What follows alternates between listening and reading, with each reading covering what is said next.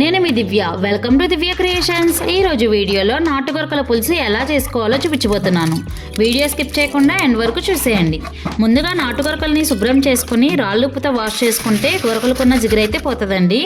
తర్వాత stove on చేసుకుని కడాయి పెట్టుకుని 2 టేబుల్ స్పూన్ ఆయిల్ వేసి కచ్చాపిచ్చాక దంచుకున్న ఉల్లిపాయ 6 నుంచి 7 పచ్చిమిర్చి వేసి మగ్గబెట్టుకోవాలి. అల్లం, వెల్లుల్లిపాయ, జీలకర్ర, ధనియాలతో చేసిన పేస్ట్ వేసి పచ్చివాసన పోయే వరకు మగ్గబెట్టుకోవాలండి. తర్వాత పక్కన పెట్టుకున్న నాటు గొరకలు వేసి దాంట్లోకి తగినంత రాళ్ళుప్పు, పసుపు, కారం వేసుకోవాలి. 1 గ్లాస్ వాటర్ వేసుకుని నాటు పెట్టుకున్న బెండకాయలు వేసి మూత పెట్టేసి మీడియం టు హై ఫ్లేమ్లో 5 నిమిషాల పాటు ఉడకబెట్టుకోవాలి.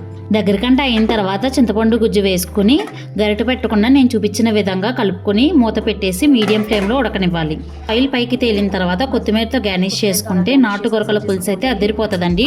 మరి మా వీడియో మీకు నచ్చితే లైక్ చేసి, షేర్ చేసి, సబ్స్క్రైబ్ చేసుకోవడం మాత్రం మర్చిపోకండి. Thank you for watching.